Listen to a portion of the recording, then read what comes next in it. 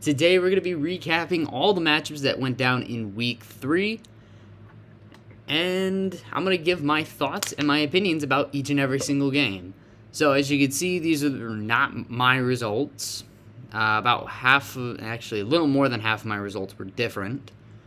But yeah, we're going to jump right into this. Starting with the Thursday night matchup, we had the Steelers at Cleveland. This one I did have the Browns winning. 29-17 though. I did not expect the Browns to put up 29 points. If I'm keeping it a buck with you guys, I didn't expect the Browns to put up that many points. Now I get it, not all of it was offensively, but I mean, still, the fact that the Browns won and put up 29 points on the Pittsburgh Steelers, who, yeah, they don't have TJ Watt, but still, like, they don't have, like, a bad defense, even without, like, TJ. But, I mean, Amari Cooper played really well. Nick Chubb, as per usual, played really, really well. I don't know why a lot of people sleep on Nick Chubb. He is a really good back, and, like, a lot of people just disregard him like he's not one of the best backs in the league. Like, a lot of people sleep on him. I've never heard anybody say stuff about Nick Chubb being one of the best, if not the best back in the league. All right? Actually, I have. Wyatt's World stands up for Nick Chubb quite a bit, and I tend to agree with him on that. But still, like, it's always just Jonathan Taylor or, like, Derrick Henry at some points. But I think now the Derrick Henry thing is kind of gone at this point. Speaking of Derrick Henry and the Titans, how about this? I mean, they won by 2 over the Raiders. Dude, I don't know what to think, man. I picked the Raiders to win this game. I probably should have picked the Titans. There were way too many games that could have went back and forth. Like this one probably, this one, and this one. I just didn't pick the right people in those games, all right? But Derrick Henry, I think Derrick Henry had a pretty solid outing that game as far as rushing goes. I mean, he had 85 yards and a touchdown. He actually did get a touchdown in this one on 20 carries. Dude, I don't know what's going on with the Raiders, man. I mean, Devontae Adams didn't even lead the team in yards. It was Mac Hollins who led the team in yards with 158 and a touchdown. Dude, I don't know what's going on with Vegas this season, excuse me. But, dude, you lose to the Chargers, like, I get that. The Chargers aren't that bad of a team. Well, we'll talk about this one later. But look at the Raiders. I mean, the first 3 games of the season. Lost to the Chargers, okay, it's week 1. Week 2, they're blowing out the Cardinals, and then they blow the lead. And then here, it's like, okay, they should get it back against Tennessee. No, they lose by 2. I watched a little bit of this game. I didn't watch a whole lot of it, but the Titans were having their way with the Raiders, it seemed like. Dang, man. Poor Vegas. They're the only 0-3 team, not just in the AFC, but in the entire league, man. At least they're not the only winless team. The Texans.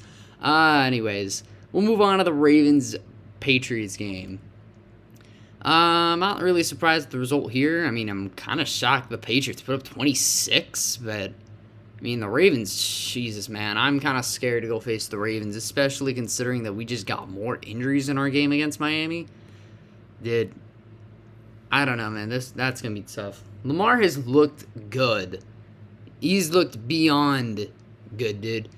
I saw an interesting stat. Lamar Jackson had more touchdowns than, like, 30 NFL teams. The only teams that like he didn't have more touchdowns than were, well, his own team, obviously. And I think the Lions were the other team. I saw Buffalo, I saw Miami, I saw KC. I literally saw every team, but I don't think I saw the Lions. Dude. It's crazy. Lamar Jackson is on a tear. He's going to have a great season, potentially MVP season. Next up, we go with the Bengals and the Jets. Not really surprised at this one. The Bengals got their win. They got back somewhat offensively. And defensively, they looked solid. I didn't really see much of the game, but looking at the box score, I mean, the Bengals seemed to have their way, and they might have gone back on track. The only thing is, you just need to give it to Jamar Chase a lot more. Like, dude, lost because him and Taylor didn't do anything this week. Speaking of which, dude, the Colts, how about that? They upset the Chiefs with Taylor not having a particularly good game. All right, you didn't have a horrendous game, but I mean, you 21 carries, 71 yards, no touchdown. Like, this is frustrating, dude. Someone who owns Jonathan Taylor and Jamar Chase in his league, this is just absolutely baffling. It's baffling. Like, they did this without Shaq Leonard. All right?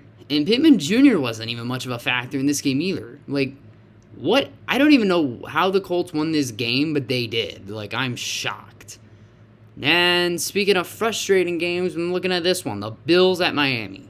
I'm not, shocked by any means that Miami won. I'm really not.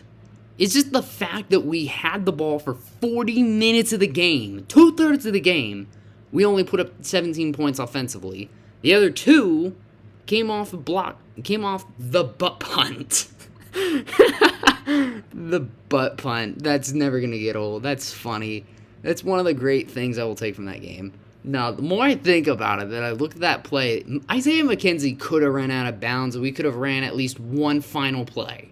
We could have ran at least one more play to get closer. The more that I think about it, man, instead of just trying to get yards and set Tyler Bass up for a 59-yard field goal, dude. Buffalo is going to learn from this, and hopefully they're going to get healthier. Dude, this is just a train wreck of a game for both sides, really.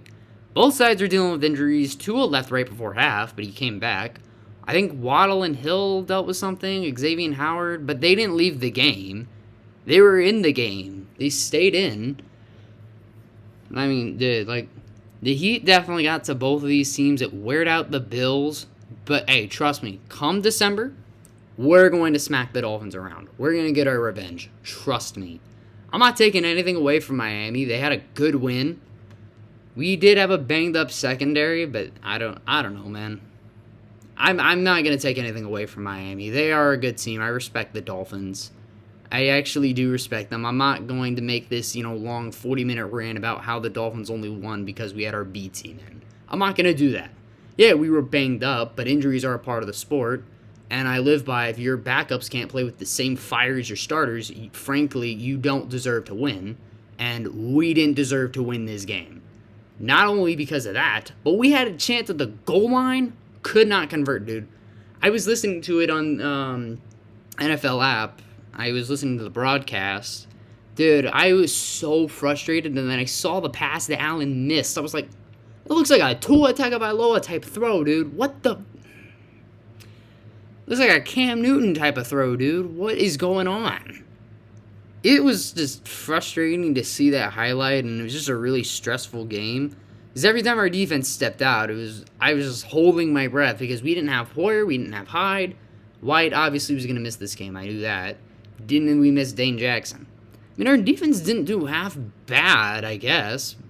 But from what I heard, there was a ton of drop picks on both sides. I think at one point, both Allen and Tua had throws that could have went for pick sixes. I mean, it was an insane game. Like, dude, and I heard it was just so freaking humid. It was so hot. Everybody was cramping. Dude, oh my God. I heard something for the Bills. I wonder, like, if they rested Poyer and Dane Jackson because they knew what was coming up with Baltimore.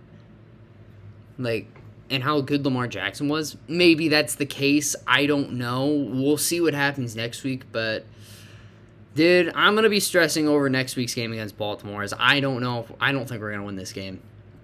I don't think so. Maybe my philosophy will change, but this game shocked me. The Jaguars won 38-10.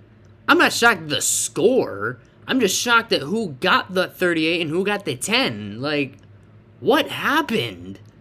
What happened in this game, dude? Like, the Jaguars actually looked good?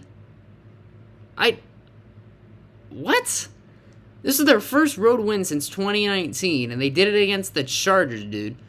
You can hold your own against the Chiefs, but you get smacked around by Jacksonville, who is now winning the AFC South, I guess. Like, bro, I don't get it, dude. How did the Jaguars manage to pull that off?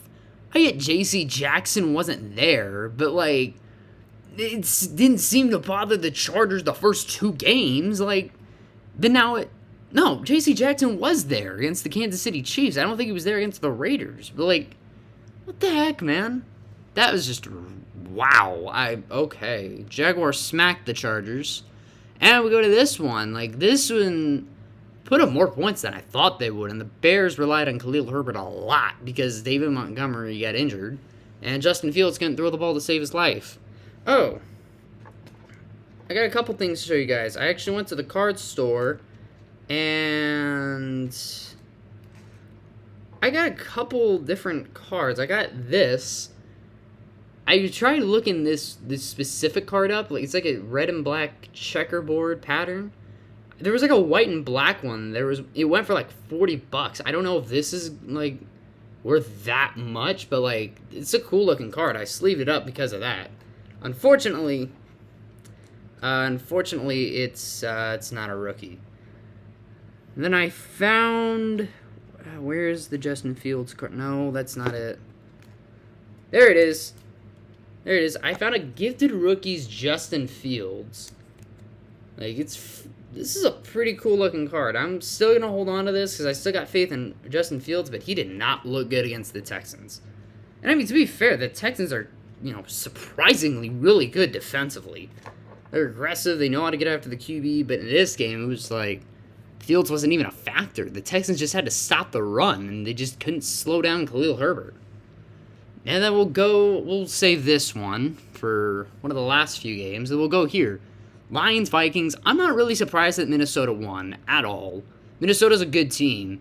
It's just the fact that they got shellacked by Philadelphia, who once again shellacked their Commanders. I was about to say something else. But like, the Vikings won. They had to come back and win, which, at least the Bills' NFC counterpart, actually won their game. Good game for them, and I think DeAndre Swift might be missing some time for the Lions. That's something I'm going to look out for, because I have him in one of my leagues, which, that sucks. I got Jalen Hurts in a couple of my leagues. He balled out again. Unfortunately, the guy I was playing this week had the Eagles' defense, and of course, he was one of two players that I would have lost to, in week 3. He put up like 180-something points in my league. I put up like 161, and then second put up like 171 or 172 or something like that. But no, if I wasn't playing him or the other person that I'm talking about, I would have beaten any other team that week. But I just got, penetrated in the booty hole. It is what it is, though.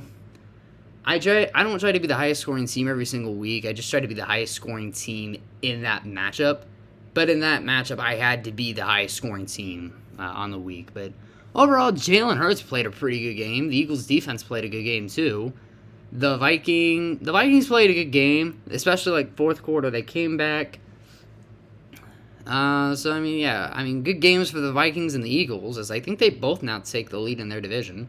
The Eagles and the Dolphins are both the only 3-0 teams left. Funny how the Raiders are the only 0-3. We have two 3-0 teams. Next up, Saints-Panthers. I'm not shocked about this matchup, honestly. A lot of people will probably look at this and say, really?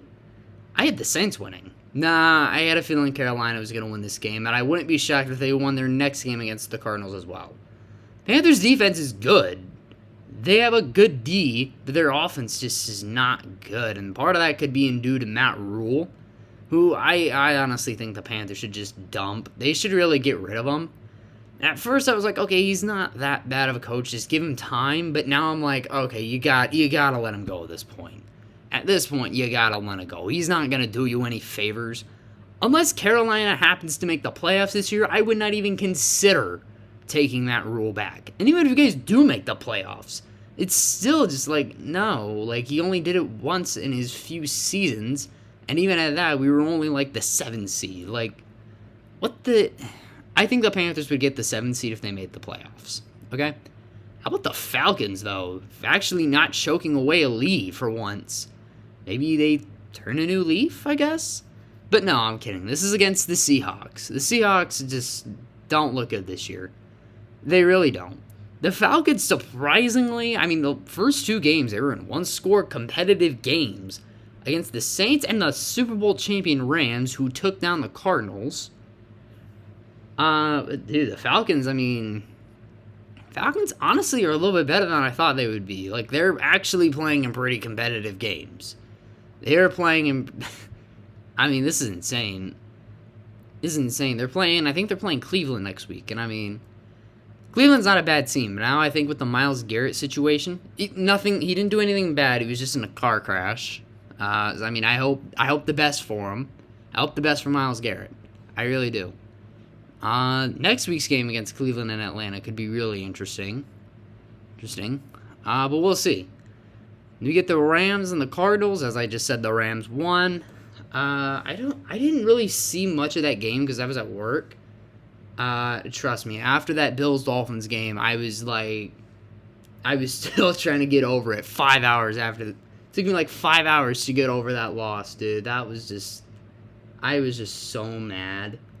Not mad, I was just upset. Dude, Cooper Kupp, he only had 4 catches for 44 yards. What was this guy's name? Ben Skowronek? Ben Skowronek, I think was his name. Ben Skowronek? Sorry. He led the Rams in receiving. And, like, what the heck, man? Like, when did Cam Akers decide he was actually going to be good? When did Sean McVay decide, oh, hey, now we're going to use Cam Akers? Dude, that just makes Darrell Henderson's value worse, man. That sucks. I was kind of banking on Cam Akers to not, play very well this year. And, I mean, again, it's only one game, but, we'll see. And then Packers-Bucks, I'm not really surprised at this one. Mike Evans was out. I probably should have picked the Packers, but I didn't. So now my record is 7-9. Well, it was 7-9 for week 3. I don't even know what my record overall is. Last week I was, 17, 14-1. You got the one tie. 17 plus 7, that's 24. 14 plus 9, that's 23. Holy cow, dude. I'm barely above 500. 24, 23-1 when picking games, dude. That sucks. But no, the Packers defensively played really well. And honestly, for Tampa, I'm not really confident for the Buccaneers in their game against Kansas City, if I'm keeping it real. But no, it was a good win overall for the Green Bay Packers. I mean, low-scoring game. Just wish you would hand the ball off to A.J. Dillon. And for the Texans, I wish you would throw it more to freaking Brandon Cooks. It's frustrating, man. I'm surprised that I lead my league in scoring. My main league, I lead that league in scoring. But I also lead the league in points scored against. It's insane. Let me show you guys.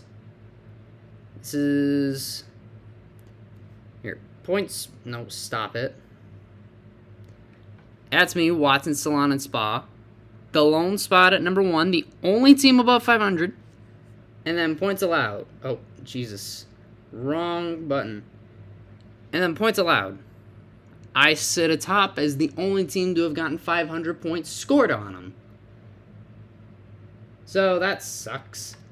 And I'm leading the league in scoring with bad weeks from Jamar Chase, Brandon Cooks, Jonathan Taylor, and A.J. Dillon. If those 4 could produce, dude, I would destroy that league. But no, like, I can't have it that easy. No, dude. Actually, they were throwing to Cooks. He had 7 targets. He just didn't haul very much in. I mean, I don't know if those were just bad throws from Davis Mills or what. Like, because I didn't watch much of the game, but, like, that's just deflating, dude. Anyways, so we'll go to the Sunday night, and then we'll go to the Monday night. Bronco, what kind of score is this, dude?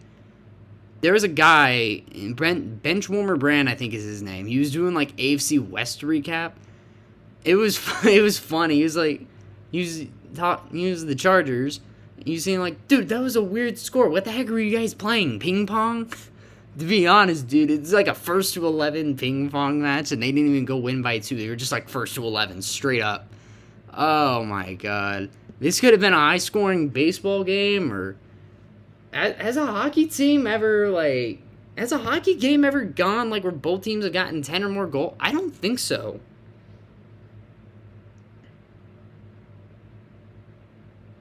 A hockey game. Let me see. Oh, my God.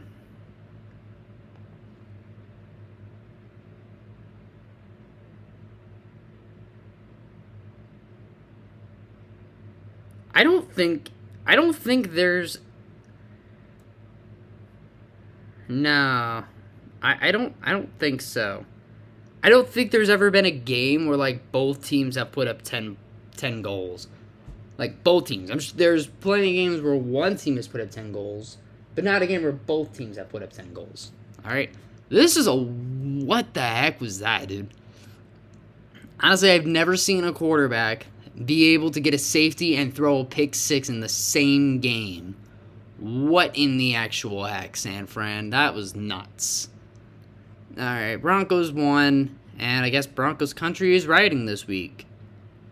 And next up, we get the Cowboys and the Giants. I had the Giants winning this one, and I think I had the Niners winning. You guys let me down, San Fran. A lot of y'all let me down this week. I gotta try and bounce back next week. The Cowboys, Cooper Rush is now 3-0 as a starter. Do I think this is going to affect Dak Prescott's job? I highly doubt it because Cooper Rush hasn't put up elite numbers. I mean, he's done enough to win the Cowboys a game. I mean, he had a beautiful throw to CeeDee Lamb who had a heck of a catch, but I think Dak Prescott's going to be fine. I'm not stressing too much if I'm Dak Prescott. All right. I'm really not. But I'm happy, that the team's winning. And, yeah, I think that's it. I think we've touched on just about every single game of my thoughts on these games. Again, Thursday, I'm pretty sure I'm going to be coming back, and I'm going to be picking the games, because I want the latest injury report on Miami and Cincinnati. I'm just going to let you guys know right now I got Miami winning this game. I think they look too good to not win, and the Bengals got their first win of the season against the Jets, so I'm not really stressing too much. I think Miami's going to win this game. Could it be close? Probably, but I don't think the Bengals win this game. Win that Thursday nighter. But, my philosophy could change. We'll see. We will see what happens in Cincinnati, so the Bengals could win. They could. I don't know. It's just a prediction. My pick could change this upcoming Thursday. But yeah, with that being said, you guys, what did you think of these Week 3 games? Let me know down in the comments below what your thoughts were on these games. With that being said, be sure to hit that like button down below, subscribe if you're new, and click that notification bell to get all the latest news and all my latest content. Now, with that being said, I will see you guys when I make my picks on Thursday.